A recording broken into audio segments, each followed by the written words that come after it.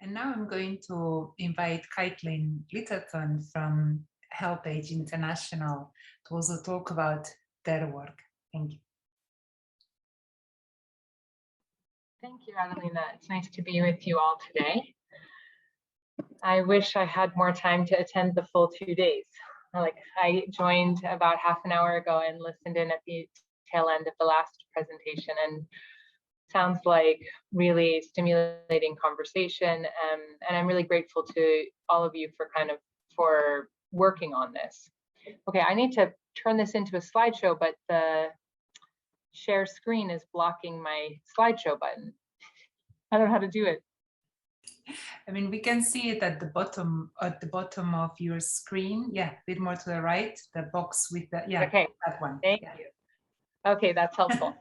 Okay, so Adelina and I were talking about which way to go with this. I should just say that I work with HelpAge International, which is an international NGO that focuses on aging in general and securing the rights for older people across many domains. And I work in the healthy aging section of that. And we have a network of local and national civil society organizations, and we work with academics and the UN. We work with the development banks, and we work with governments directly, and sometimes we work with everyone at the same time. On both the policy and system side of things, and also on approaches to community-based kind of transformation and societal transformation, tackling things like ageism. So I could have gone a lot of different directions, but what I really wanted to talk about is the role of civil society and the need for social participation in the development of care systems, because Adelina asked us the question of what are the key kind of challenges for the development of care systems around the world.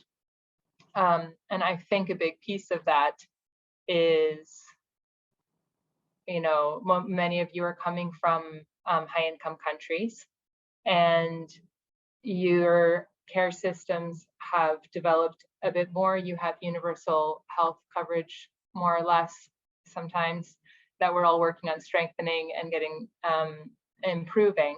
But there's so many older people in the world who are living in situations where just their basic needs aren't being met, which is why it's at the base of the World Health Organization functioning. And we really need stronger systems across the board, including social protection. We need things that address social determinants of health across the life course, etc. And care is really not on the radar for most, I think, most governments, and also individuals and families. They just aren't aware. I mean, care is right in the forefront of daily living for many families, but the idea that there could be a system of services and supports that's integrated and helps to bear some of the costs and time needed in provision of care, that's not really something that's super common. So I wanted to start by just saying, that these are some of the rights that are the foundation for why we need care systems, and when we develop care systems, what we need to be thinking about in terms of the design.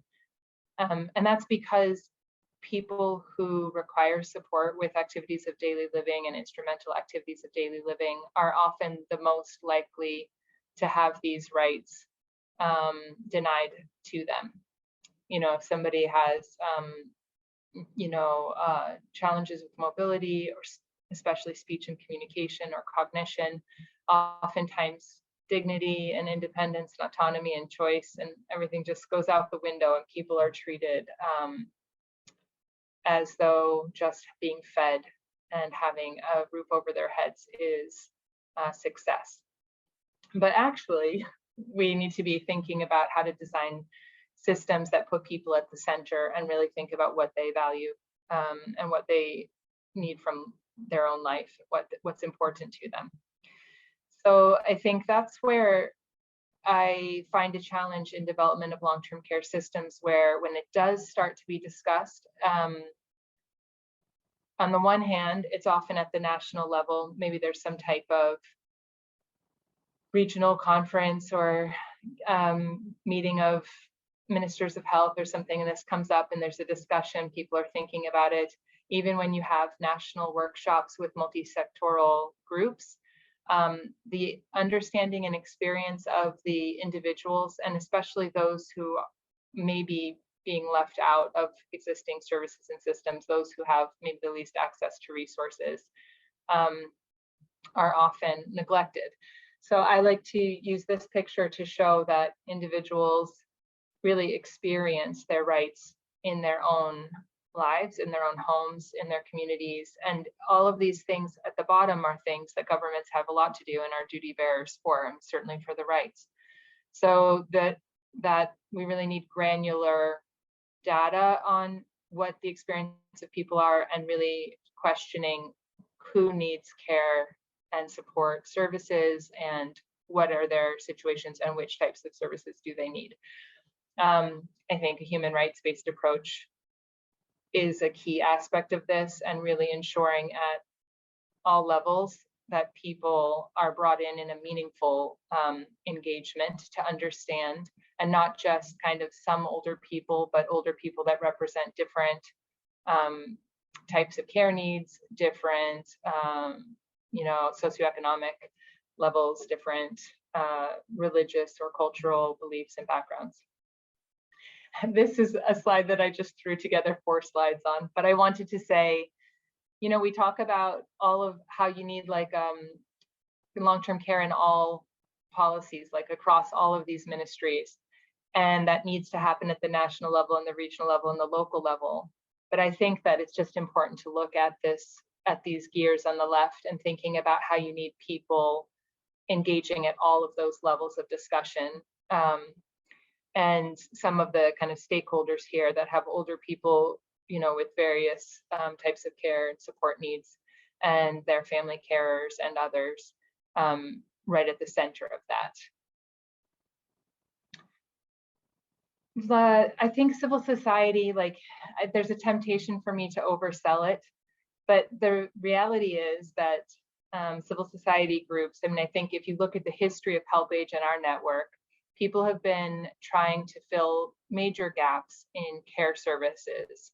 There are people living in communities who have no family and have no access to any types of supports and services.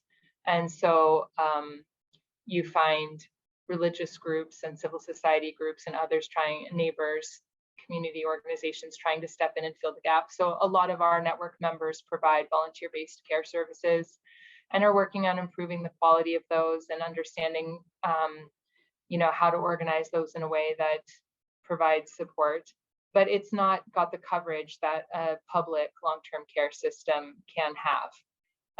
But I think that there is a role for learning from what is happening, in terms of both understanding and having better evidence and data about what the care needs of the population are, and in terms of testing scalable models and developing tools.